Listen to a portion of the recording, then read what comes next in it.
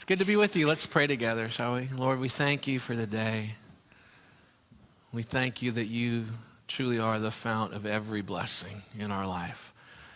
There's nothing that we have that we can't attribute directly to you, including the very breath that we breathe. And so we want to say before anything else how grateful we are and how in debt to you we are.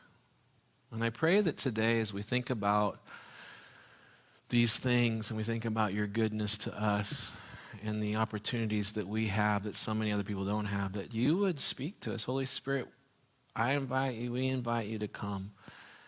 Make your presence known. We know that you're with us, but make your presence known and speak to us.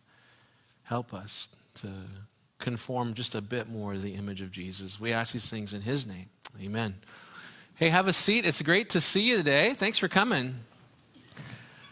Thinking about the weather. Hey, Steph. The weather was, yesterday I got caught in that. Did you guys see it was just pouring, like fire hose rain, which was incredible, right? I'm like, whoa. And I was stuck outside my car. My wife, I'm knocking on the back, let me in. She opens the door, and it was nice. It was good. So anyway, Elias, you look handsome. I like those shoes with your outfit. You look good. He's just now starting in big church. Like he just got out of children's church. So he's on the front row. I'm pretty sure strategically Mom placed him on the front row. And he's really happy that I mentioned him right now. Sorry, buddy.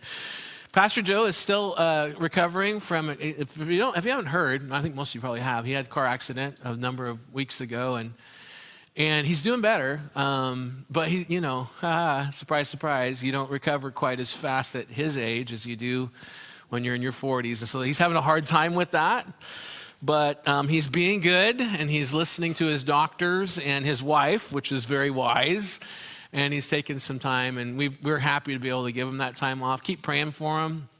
He's got a back injury, and sometimes back injuries are just back injuries. You just have to learn to live with those. And then he also had that concussion, and so he's doing better. But and he came in and met with us last week for staff meeting, or I guess it was the week before last, and just kind of filled us in on what's going on. And he appreciates you guys praying for him. He can really feel the church's prayers, and he also appreciates you not bugging him. Not that he would say it; he wouldn't put it that way, but. Don't appreciate you not calling him and just kind of letting us do what we can to help you. And so he feels disconnected, though, which has got to be, if you know Joe at all, he's got to be killing him. He's chomping at the bit to get back. But we just encouraged him, take some time. So I think he's going to be through, we kind of planned for him to be gone through September, if needed be. And it sounds like that's going to be the case, which I'm really excited, actually, about that. Because we're working on a sermon series out of the book of James starting in the first Sunday in September, which we're calling it Back to School with James, right? Because it's back to school time, right? Yeah, I know, right? A big groan from the kids, a big cheer from the parents. Yeah, it's back to school time, and we're excited about that. We've got a couple more messages, though, in the Serve It Up series that we're doing. Today I'm going to do Serving the Poor. And then next week I'm doing Serving the Elderly. And I kind of got that assignment because Mike and Scott felt like that would be kind of a self-serving topic for them to preach on. 3 for 3, Mike. Every service laughed. Yes. Ha ha. Just wait. Yeah, I'm waiting. I am over 50 now. Just barely, though. Anyway, so come back next week, and we'll talk a little bit about serving the elderly, and I don't know, maybe we'll make plans to do something nice for Mike. Anyway, he deserves it. He is on vacation next week. That's what we're doing nice for you. Mike's going to take vacation next week. So anyway, that's what's going on. Summer's not over. So pay attention to what's going on. Look at the back of your bulletin. We've got the chili cook-off this Wednesday. Come for that. It should be good. But today I want to talk about serving the poor. And before I really get into that, though, I want to just ask you a question. I've got a couple of verses I want to share with you and then ask you a question. And the first verse is out of Proverbs chapter 21. I love Proverbs because it's the wisdom book, right? And that's why I'm so excited about the James series, because really James is just kind of, James was Jesus' brother. I won't tell you too much. I'll tell you more when we get started. But James was Jesus' brother, and he'd obviously spent a lot of time with the book of Proverbs. You can see it all over in his little letter that he wrote. And then also he talks a lot about what Jesus talked about on the Sermon on the Mount. So the reason I love Proverbs is because it's a list. It's a list of things to do, and I love getting a list of things to do. I really do. For me, it's helpful. It's also kind of my Achilles heel because I tend to want a list of things to do rather than just to kind of abide in the relationship. So I struggle with that a little bit when it comes to my relationship with the Lord. But anyway, here's one of the things that he mentions in Proverbs 21:13. He says, the one who shuts his ears to the cry of the poor will himself also call out and not be answered. Now, I look at that, and it immediately brought to mind something that took place at kids camp. It was Thursday night at kids camp, and all the little kids, we just had graduation, and my wife Sean had come up with her friend Lisa, and Elias was up, and also Lisa's son Ryan, and he's about the same age as a little younger than Elias. And so they had left about an hour before this took place. They had left. They came up to see Ainsley graduate into the youth group. She's very excited about that. She's sitting over there with the youth talking instead of listening, which we'll work on that later. Yeah, you get called out. Yeah, that's right. Elena, you will too, so don't start laughing over there, okay? Anyway, and so I'm standing there in front of the youth group. We're kind of having the debrief, and like we're going to pray together. And the little kids are all up, getting in their jammies and brushing their teeth and getting ready for bed. And so I'm standing up there, and all of a sudden my phone rings, and it's my wife. And I'm thinking, oh, this can't be good. I mean, either if she's calling me because she made it home safely, that's a whole nother talk because it's only been an hour, right? But I'm pretty sure that's not why she's calling me for. And so I answered the phone, and she says, hey, everybody's fine, but I hit an elk with the car, and I need you to come get us. And I'm like, okay, thank you for prefacing the whole conversation with everybody's fine, because that's pretty scary, right? So she was a little bit west of Packwood, between Packwood and Randall, and sure enough, actually the elk hit her, kind of T-boned the front quarter panel of her car. The muzzle of the elk, I think, hit the windshield, shattered the windshield in the front corner, and then the rack, it was a bull, big old bull elk.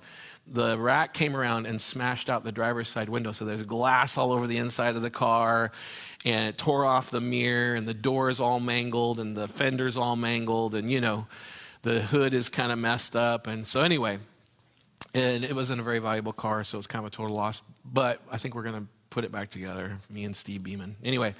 But regardless, she called me, and she got a hold of me. And I told Mike and and Jonathan, our intern this summer, I said, listen, I got to go. My wife's, and they were like, no problem, we got it. So I go and I take off. And I was on my way there, I'm thinking to myself, thank goodness that this happened in a place where she had cell coverage. Because it's not very farther west. You go and you lose cell coverage before you get to Randall, right? At least we do. And it was just like she could pick up the phone and call, and I'd answer.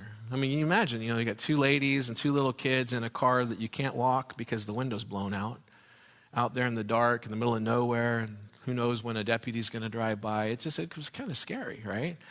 And I was just thinking how thankful I was that I was able to respond. And so as I read this verse, the one who shuts his ears to the cry of the poor will himself also call out and not be answered. That's a warning. That's a hey, listen, don't miss out on God's blessing in your life. Another verse, Proverbs 19, verse 17, a little bit earlier in Proverbs, we read this: kindness to the poor is a loan to the Lord, and he will give a reward to the lender. How many times do we see people who need, especially financial help, right? And we think to ourselves, you know what? I don't know if they deserve this. I don't know if I can trust them. I don't know if this is, especially when I see like the guy standing outside of Walmart at the parking lot with a sign. Immediately my first thought is, I don't know, what? I don't know. No, he doesn't deserve it. Neither do you. Neither do you. So this is my question for you, and I'll explain what I mean by that in a minute. I want you, and just answer honestly. If this describes you, I want you to raise your hand, okay? Here's the question. Keep it simple. I'm not going to trick you or anything.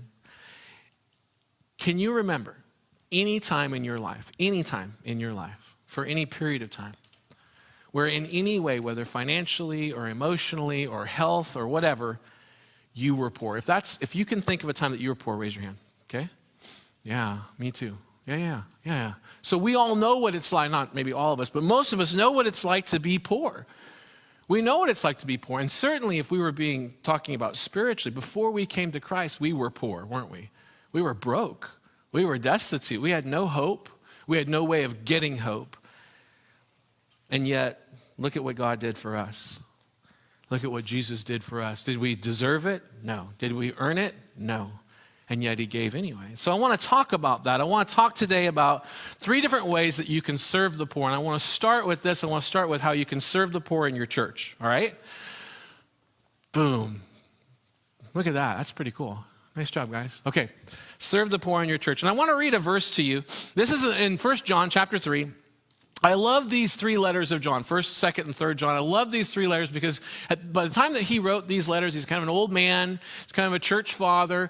And you can just hear how much he loves the church and how much he really loves Jesus and how much he loves being the disciple who Jesus loved. That was his favorite name to call himself. And so you kind of hear all of this as he's talking to the church, and he's talking about the way that the church ought to be. And so this is what he says in 1 John chapter 3. Verses 16 through 18, he says, this is how we know, or how we've come to know love. Sorry, this weather's playing with my throat. But anyway, he goes on and says, this is how we know, how we've come to know love.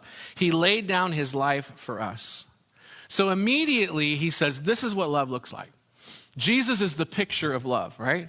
And so then he goes on and says, so out of that, we should also lay down our lives for our brothers. Now, when he talks about brothers in this context, he's really talking about within the context of the church. He's talking about you and me, people who are believers, and we're in a common community of faith. So it's us, the church, right? He says we should lay down our lives for the brothers. If anyone has the world's goods and sees his brother in need, but closes his eyes to the need, how can God's love reside in him? And he asks a legitimate question. Like, if you really know Jesus, if the love of God is in you, it's going to find its way out. Especially, he's saying here, in relationship to the people that you are in common fellowship with, in the case of the church.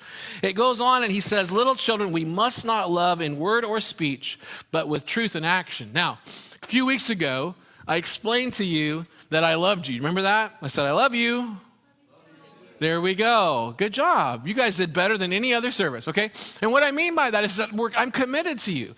We're in this together. You mean something to me. And I love you it's not this weird romantic thing, except for this girl right here. It's not weird at all. It's great. But everybody else, it's just not like that. It's just like it's this common bond that we have, this koinonia, this common life that we share, okay? And so the love of God compels us to care for one another. That's what he's really saying. My dad used to say, don't tell me you love me, because John said don't love with word or speech. That's not what John was saying. It's totally okay for me to tell you I love you. It's totally okay for you to tell me you love me. But make sure we back up the word and speech with truth and action. And by the way, can I just say this for those of you who are still listening to what I'm talking about? Sometimes telling the truth is the best way to love somebody, even when they don't want to hear that truth, even when that truth really upsets them, even when that truth is offensive to them. That's why he shares that. Love with truth and action.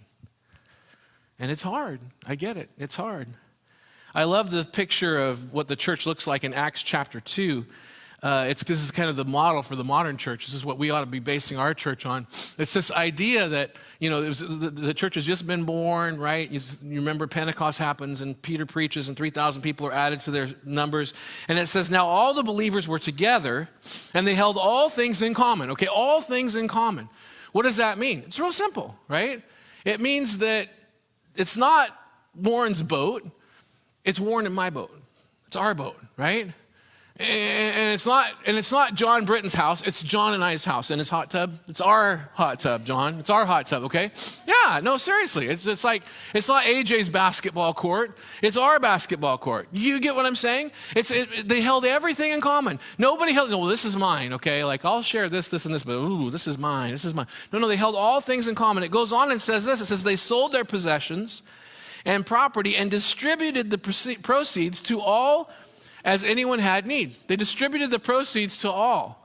The idea is this: if you had a need, now it says if you had a need, not a want. So like, just because I want Warren's speedboat doesn't mean I get to go get it.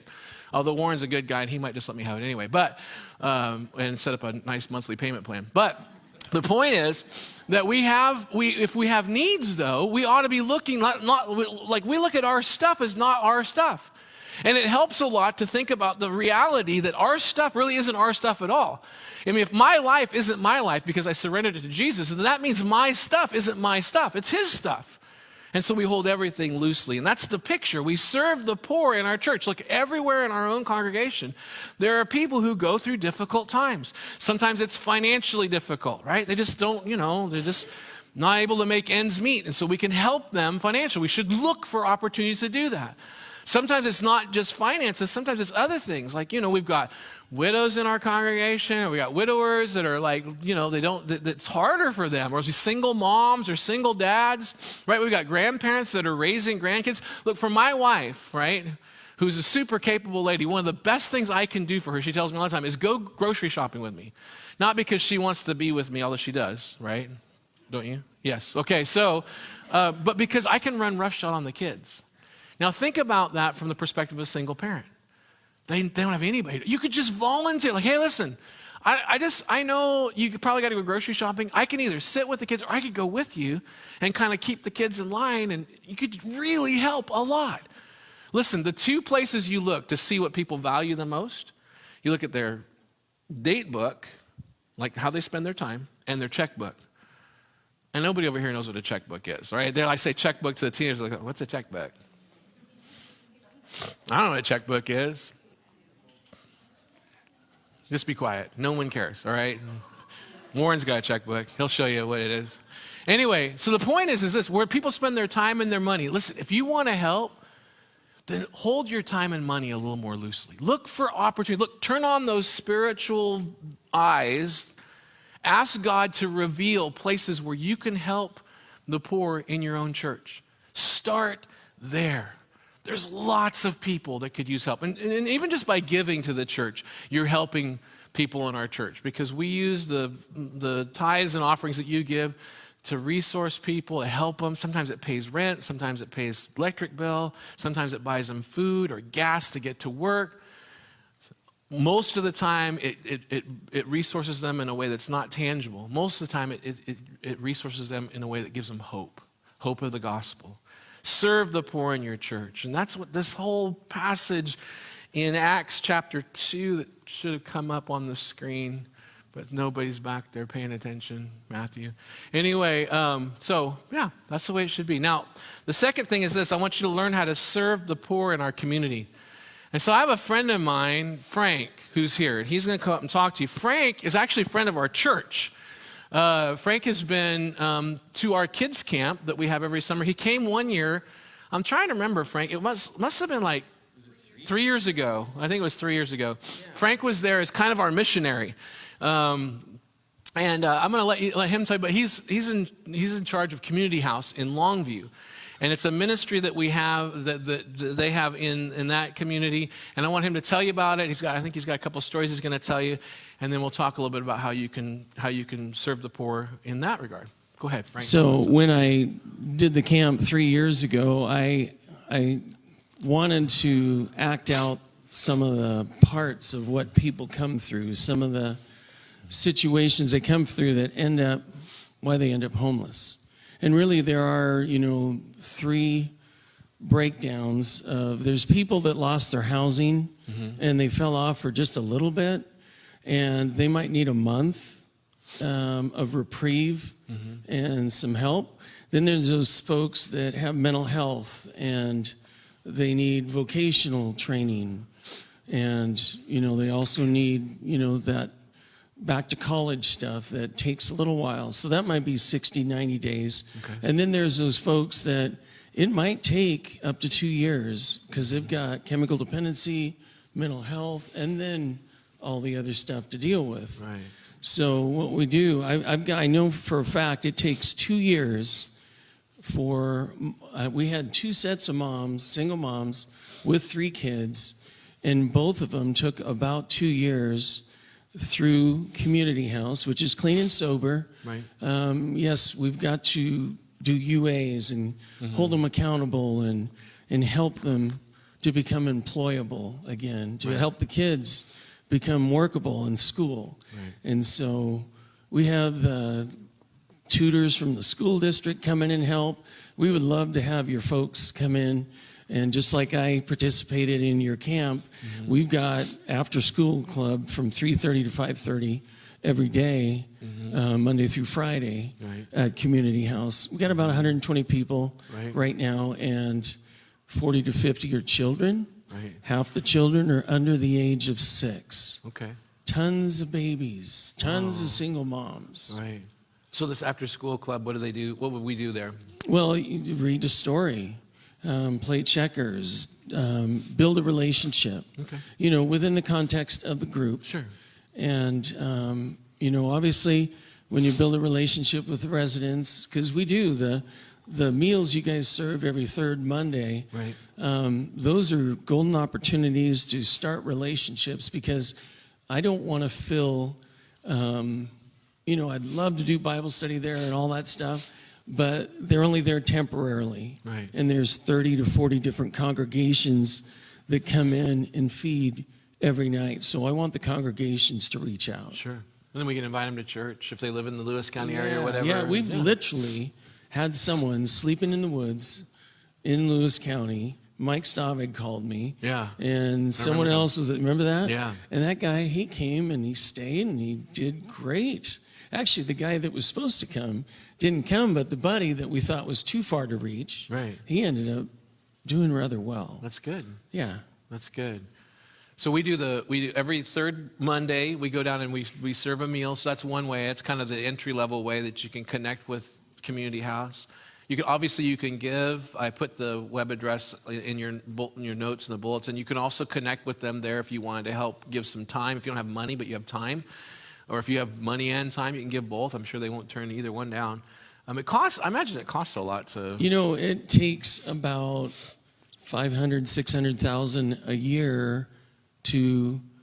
We're talking full-scale services, breakfast and dinner, and case management, no bills for them. Right. And so it ends up to be about $16 or $15 per night per person. Yeah. Which is, there's no place you could get that kind of service. Right. And it is a Christian ministry. Right. It started in '88, Right. you know, with a bunch of believers trying to do something in the community, and bought a 1925 hotel. There you go. Yeah, the Broadway Hotel, right? Yeah. Yeah, Yeah. that's right. I remember you saying that. So that's a pretty cool thing. I was thinking about that, and thinking about how we could get the youth plugged in, and I'm thinking about maybe we could, like one of our Sunday morning small groups could take one of those months, those Monday nights, and just come down and help out. But Yeah, that's that'd be great. great, That's yeah. good.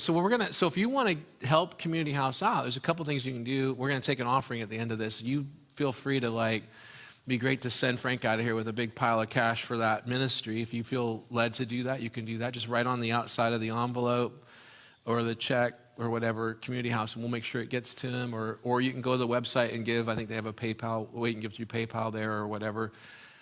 Contact them and you can do that. But it's a picture of what it means to really to serve our community. It's in Cowlitz County, but it serves Lewis County and Cowlitz County, and they do good work. And I love the fact that it's Christian based, like it's It's a lot. It's a lot of what that scripture was. They Yeah. shared everything that was in common. Right. All residents have to do chores. They get a sense of camaraderie. That's good. You know, over time, and some really miss it when they leave. But There you go. know, But that's the point. yeah, You yeah. need the time That's to right. leave. Yeah, That's right. Thank you, Frank. I Thank you so appreciate you much, sharing Shane. that with us and And I being appreciate you guys. here. Yeah. And like I said, if you want to know more about Community House, you can get a hold of Frank on the website, and and they'll talk to you. He might still be around after we get done. He's been here since 8 o'clock this morning, so if he has to duck out, I totally would understand. There's a couple of verses I want to share with you that relate to this idea of serving the poor in the community. And one is in Psalm chapter 41, verses 1 through 3. It says, happy or oh, the joy of, or blessed, you might translate that. Happy is the one who cares for the poor. The Lord will save him in a day of adversity, and the Lord will keep him and preserve him. This person will be blessed in the land. You will not give him over to the desire of his enemies. The Lord will sustain him on his sick bed and heal him on the bed where he lies. It's like God just wants you to know, listen, you're not going to outgive me. You're not going to outgive me. You give as much as you feel compelled to give, and I promise you it'll come back to you. And God is really good about paying us back, and not just paying us back, but paying us back with interest upon interest. So the other passage I want to share with you is in James chapter 2. I'm excited about this study in James we're going to be doing in September, and I won't get into the details of it, but I like James. I both love and hate James. I love the book because it really challenges me to live a higher level of Christian life, and I hate it because it really challenges me to live a higher level of Christian life, you know? But here's what it says. He says, listen, he asks a question. It's a reasonable question. He says, what good is it, my brothers, if someone says he has faith but doesn't have works? Can his faith save him? And he gives this example, which I don't think is coincidental. It deals with the idea of helping the poor. If a brother or sister, and in this case, he's not talking about necessarily within the congregation. This actually translates to the broader sense of community, okay? So if you know of someone in the community, right? If a brother or sister is without clothes and lacks daily food, and one of you says to them, go in peace, be warmed, and eat well. He has no clothes, he has no food, be warm and eat well. But you don't give them what the body needs, what good is it? Well, I think that question answers itself. It's no good at all. And so he says, it's in the same way, your faith, if it doesn't have works, is dead by itself. The evidence of the power of Christ in the life of a Christian is that they would reach out. And it's so much of it is just us paying attention.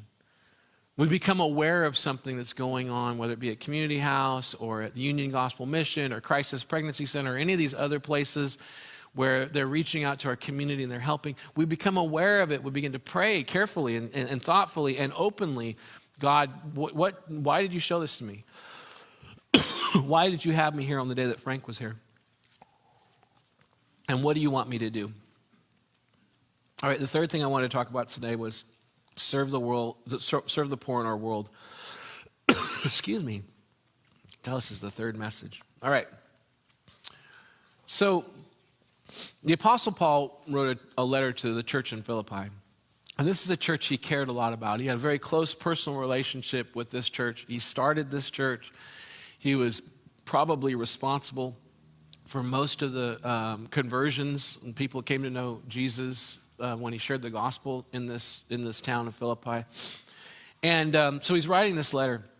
And the letter that he's writing is designed, you can kind of tell there's some things going on. That all, as we tend to do, people start having these turf issues and they start kind of like, well, yeah, but what about me kind of things come up. And I know that happens in your life because it happens in my life, We start getting kind of cranky about, our needs not being met. And doesn't anybody think I'm important anymore? It's things like that, right?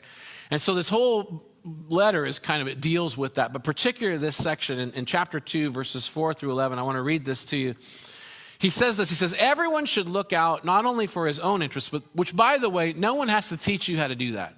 No one has to compel you to look out for your own interests. We generally speaking, do a pretty good job of always looking out for our own interests, don't we? He says, everyone should look out not only for his own interests, but also for the interests of others. And that's the part we have a hard time with. That's the part we really struggle with. And then he does what Paul always does, and it just basically seals the deal. He says this. He says, make your own attitude that of Christ, or the same as Christ Jesus. And then he talks about it. He says, who, existing in the form of God, talking about before Jesus came to earth, right? In his heavenly glory, the crown prince of heaven in his heavenly robes or whatever, however you imagine that to be. Existing in the form of God, did not consider equality with God as something to be used to his own advantage. In other words, he didn't feel like I'm going to hang on to this. This is mine. It's my birthright. Is who I am. You know, I am the Son of God, the only begotten Son of God. You know, I deserve all. He didn't do that. But instead, he emptied himself by assuming the form of a slave. Talking about us.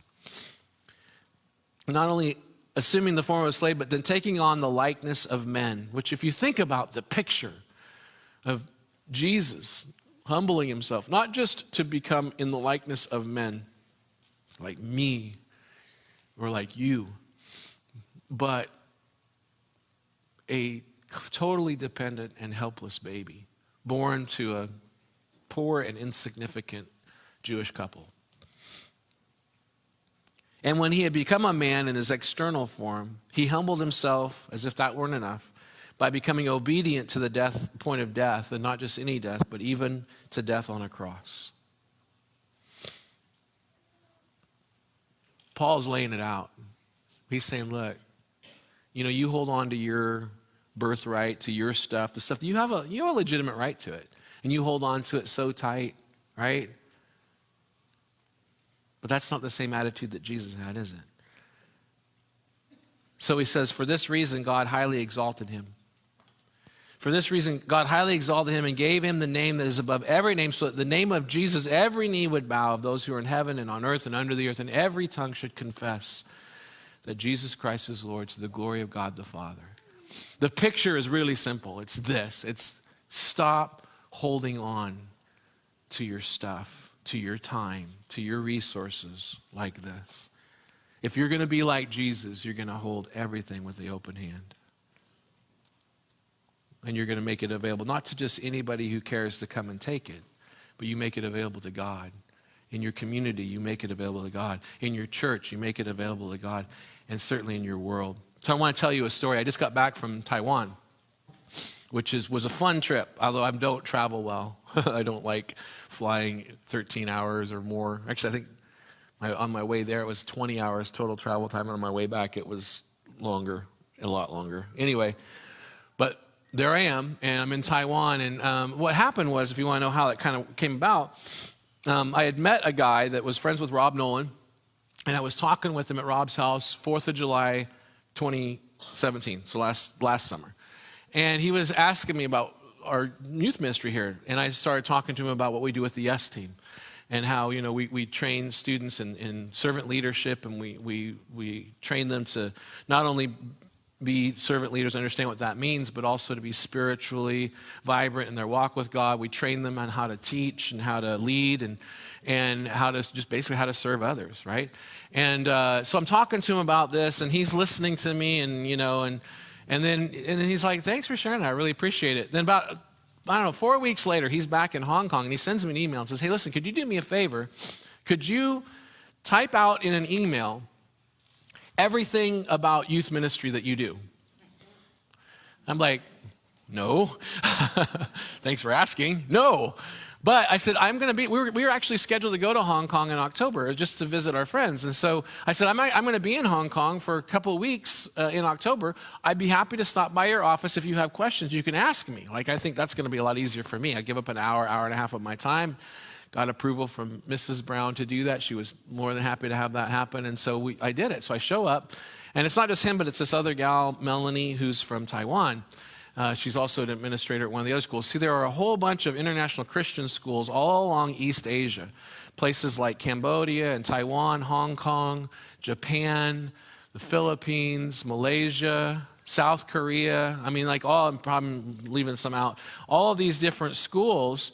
And they get together, I didn't know this at the time, but they get together once a year for a conference they call C3, which is like a student leadership conference. They bring all of their top leadership students together to one of the campuses in Taiwan. So they're talking to me, and I didn't realize at the time, but they were kind of interviewing me to see if they wanted me to come speak at it.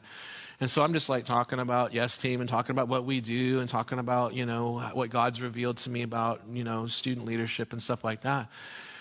So I get home, and about 2 weeks after I get home, I get an email. They said, hey, how would you like to come back to Taiwan and speak at this conference? It's a week-long thing. We're going to have all these students there. And I told Sean, I don't want to do that because I hate to fly across the Pacific. I don't ever want to do that again. And she said, well, you know, you can't let jet lag make the decision for you. So I prayed about it, and I went. So I was there last week. So thanks for letting me go. It was great. I had a good time except for the travel. I hate that. But anyway, so we got there, and one of the things we did on the Tuesday, or Wednesday, no, it was Wednesday, second day we were there, is they had set up a kind of a service project for all of the students. And so one group of about 40 students went to a school in the mountainous region of Taiwan to do a ministry, kind of teach a little bit at a World Vision school. So now World Vision is an organization that reaches out to students, or well, kids and families. They're heavily involved in like hunger relief and stuff like that, but they also offer opportunities to sponsor kids.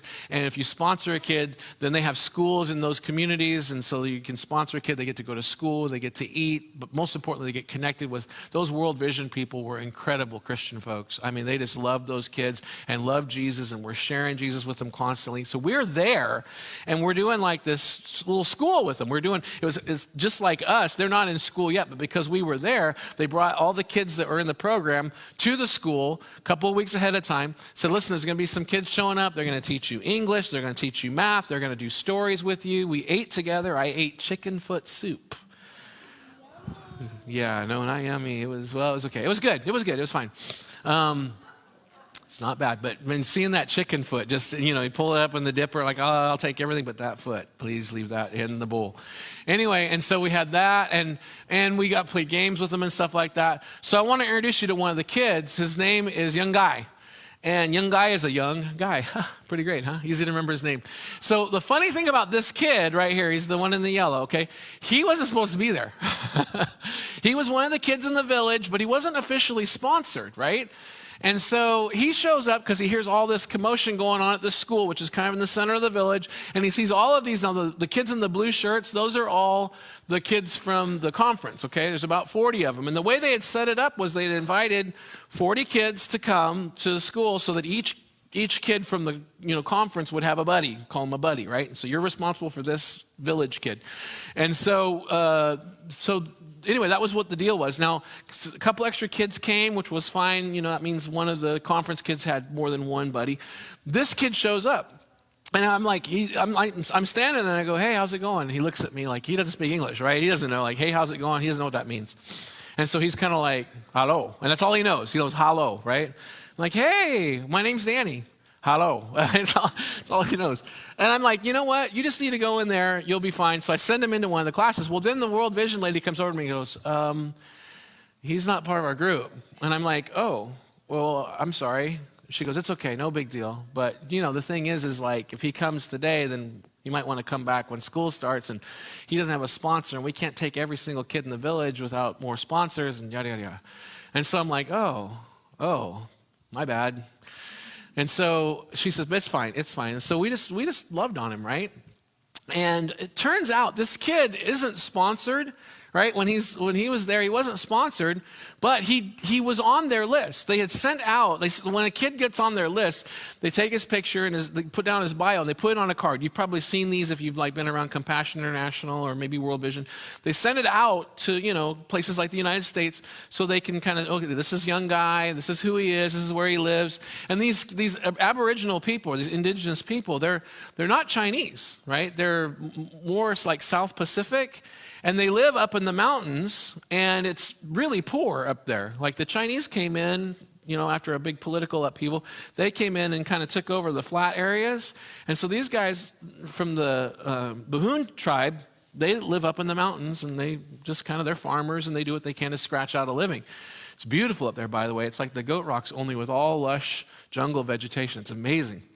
And so he's up there, and he's on a card. Somewhere he's on a card. Like this kid has a card. He's been sent out to be sponsored, and a couple of times she said someone's taken his card because they get notified when the card gets taken. But whoever took it didn't pull the trigger on actual sponsorship. So after a certain amount of time, they put him back into the program. So I want to introduce you to another kid. Okay, so this is Gabriel, right? Whoa, back up. Sorry, I was clicking. Sorry, my bad. I won't touch it anymore. I'll set it right over there. Anyway, this is Gabriel. Gabriel is a kid. He's a missionary kid from Cambodia. This is young guy's buddy at our day at the school, okay? So, and Gabe would be very upset if he knew that I put his picture up in front of all of you. He'd be really embarrassed because he's a very, kind of shy kid, all right? Anyway, and so he's like hanging out with a young guy, and they don't speak the same language, and so, they're trying to anyway, after about 5 hours with him, he's just like in love with this kid. And then he finds out that this kid isn't sponsored and that he can't go to school. And so Gabe, we're on the bus home. It's about an hour and 20 minutes to get back to the school. And he sits down next to me and he goes, I want to sponsor young guy. And I'm like, how cool is that, right? You get to meet the kid but I said, can you afford that? And he goes, no way. I mean, I'm a missionary kid and we don't have $40 a month. And I said, oh. And so I'm kind of strategizing, maybe you could work it out or several of your friends. And he goes, no, I just feel like God wants me to, would you pray for me that I could figure this out? I said, sure. We get back to the school and he goes, I need to call my mom. I said, okay. So I help him, call his mom. Gets on the phone with his mom. Mom, I want to sponsor this kid. And his mom's like, oh, Gabe, you're such a good kid, but we can't afford that. And he goes, I think we can. See, the thing is Gabe, there's one thing in life that Gabe loves more than almost anything else, and that's soccer. He loves soccer. And so the one thing that he has in his life is he's a part of a soccer club in Cambodia, right? And it's not anything big. They don't travel, or anything much. They play soccer, and it costs about $10 a week for him to be part of the soccer club. And he just loves it. He loves soccer. He loves playing soccer. He loves being a part of the club. And he said, Mom, listen, what if I quit the soccer club and we use the money we spend on that to sponsor a young guy? Then he could go to school. And I could hear his mom on the other end of the phone I don't know, Gabe, are you sure? I mean, Gabe, this is a big deal, right? Are you sure? And I understand, mom's thinking, is this an emotional thing or whatever? But Gabe was resolute. Nope, this is what I want to do. And so his mom said, okay. And he hangs up the phone and there's just tears. He's so excited. And the best part is, I wish I could be there for this. He gets to come back and see young guy. I mean, he has to come from Cambodia, which is a couple of hours away. But he gets to come back and see him. We've sponsored some kids through Compassion, and Sean's always I want to go visit, Tui, or I want to go visit, or whoever. And it's we can't really, but he can. He actually got to meet the kid before he sponsored him. And I thought to myself, this is a picture of what it is. It's about, yes, this kid deserves, of all the kids that I met, this kid deserves to have something in his life that he can enjoy. And soccer was that something. And who would blame him, right? It's the one thing. And yet he says, I could give that up. And it isn't just short term. I mean, when you sponsor a kid, you're sponsoring this kid. They're counting on you. I just thought it was such a great story and a picture of Philippians chapter 2. He humbled himself, becoming obedient to death, even death on a cross. And the joy that Gabe felt when he knew that at some point, pretty soon, one of those World Vision leaders was going to be able to go to a young guy's house and say, guess what? Do you remember that kid, Gabe? He sponsored you. You're in. You're in. Folks, serving the poor, it's an awesome privilege.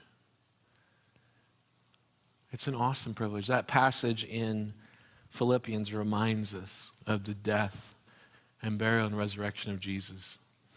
And it compels us to not forget. Don't forget what God gave up for us. Don't forget. And that's why we do. I'm so glad we're doing the Lord's Supper this week, because it really is it's a reminder. It's about remembering that we didn't deserve it. We don't earn it. We were poor and broken and without hope. And God looked at our need and he says, I can meet that need. And the poor people in our church, in our community, and in the world, They're looking to us and they're asking the question, where are the hands? Where are the feet? Who's going to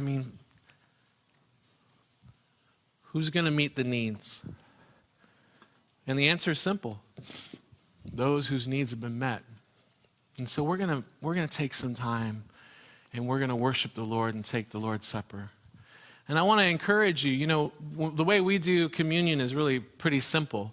If you're in right relationship with God and you're in right relationship with each other, then you should come. The Bible warns, not to take communion if you're not a Christian, if you're not a believer, or if there's someone you have to settle something with, there's some kind of unresolved conflict in your life, you should not come. But if you're in right relationship with God and each other, you should come. And today's communion should be about remembering how Jesus saw you when you were poor, remember? And he met your need. He met your need. And it could also be about you committing. Say, God, in the way that you met my need, I want to meet others.